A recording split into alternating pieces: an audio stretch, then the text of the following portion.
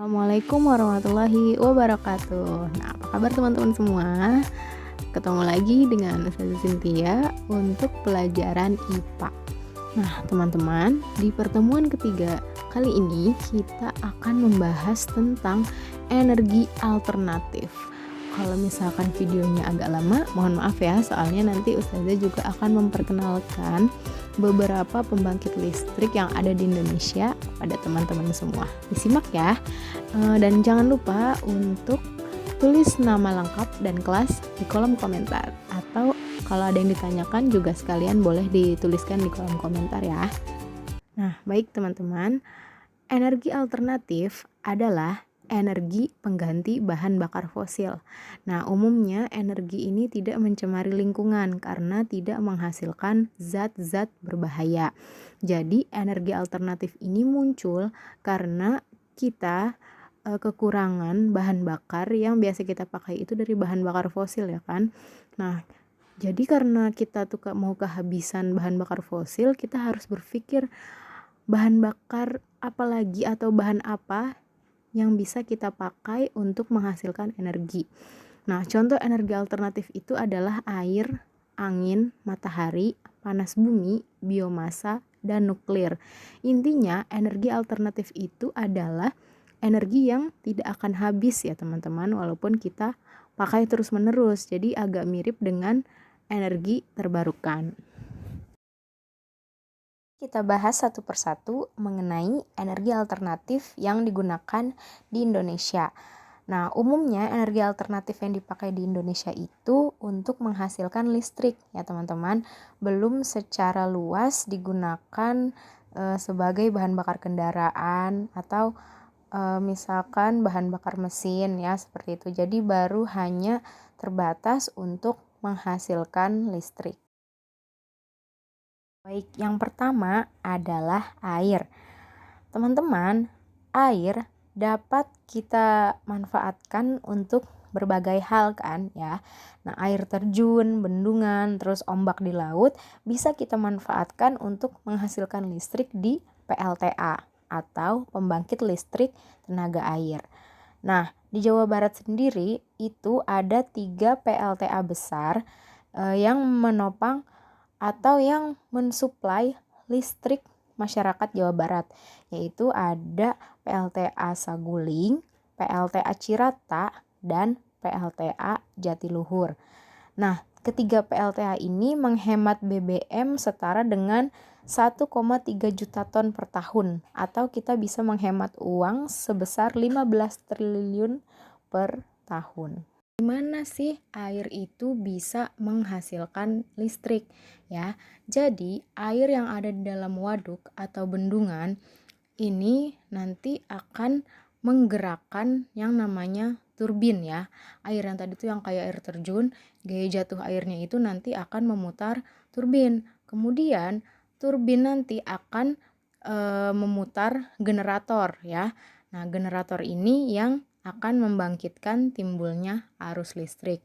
Jadi di sini fungsi air itu adalah untuk menggerakkan turbin. Baik teman-teman, yang kedua adalah angin ya.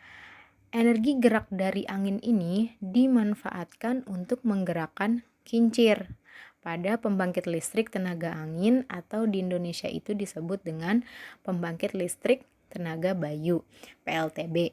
Ya, sama halnya dengan PLTA tadi. Kalau tadi kan turbin itu yang PLTA digerakkan menggunakan air.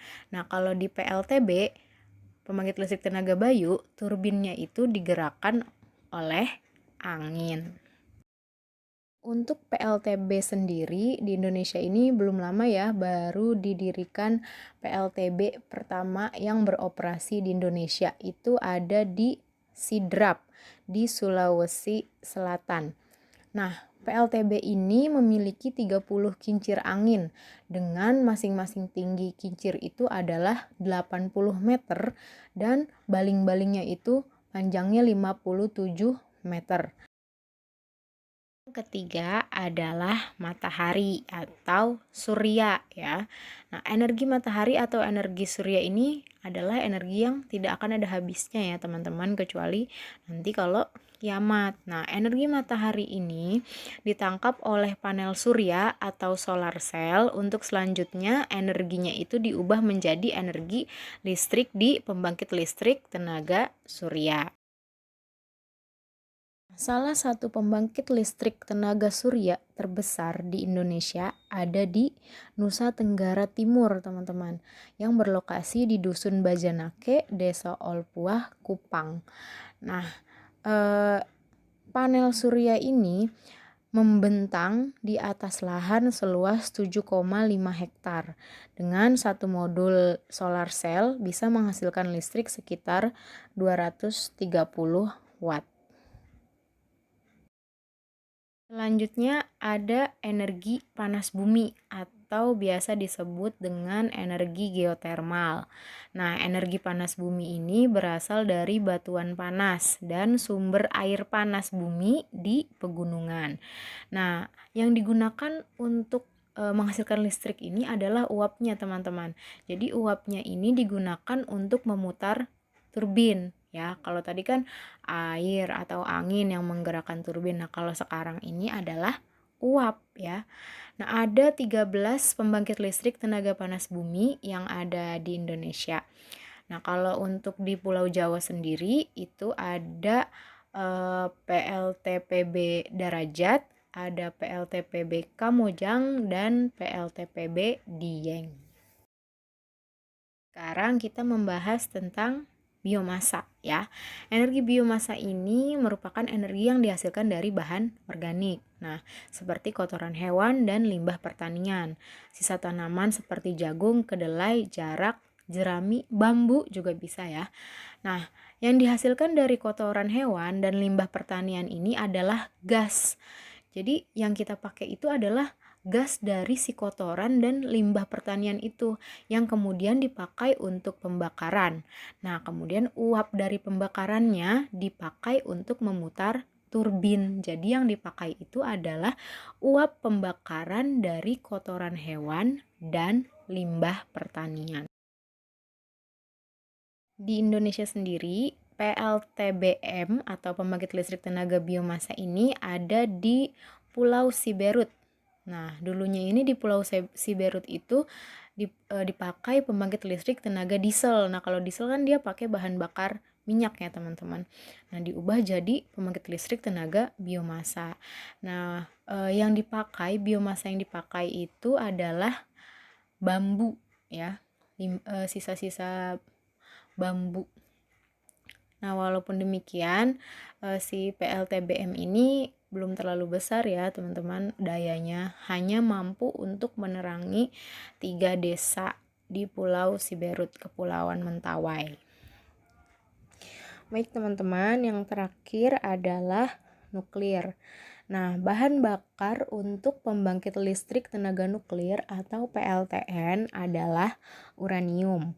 Apa itu uranium? Uranium adalah unsur kimia atau zat kimia yang bisa kita temukan di alam.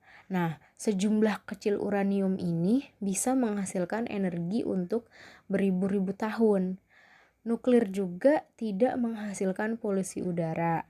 Tapi di Indonesia itu kita belum punya ya pembangkit listrik tenaga nuklir karena masih dianggap berbahaya karena kebocoran radioaktifnya itu yang berbahaya bagi kesehatan manusia.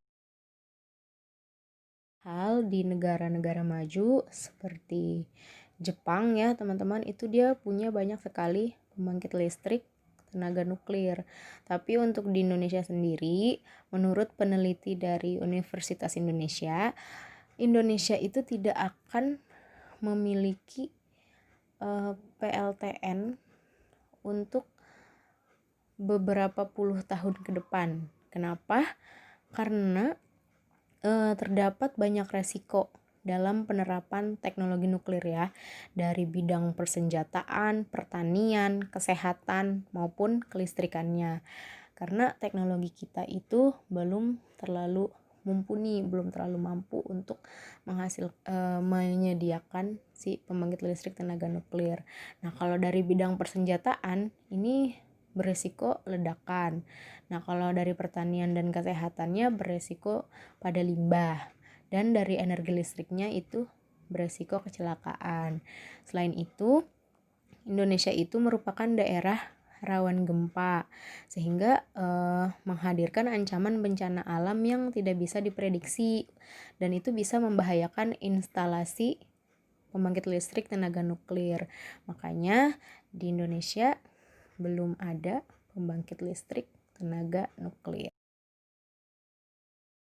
Demikian materi yang dapat saya sampaikan untuk pembahasan energi alternatif. Teman-teman kalau mau terlebih banyak, boleh cari di internet, boleh cari di YouTube, atau boleh cari dari buku bacaan. Banyak informasi tentang pembangkit listrik yang ada di Indonesia. Oke, teman-teman jangan lupa untuk tuliskan nama lengkap dan kelas, atau jika ada pertanyaan boleh juga menuliskan di kolom komentar. Semoga teman-teman sehat selalu dan semangat selalu ya belajarnya. Sekian, wassalamualaikum warahmatullahi wabarakatuh.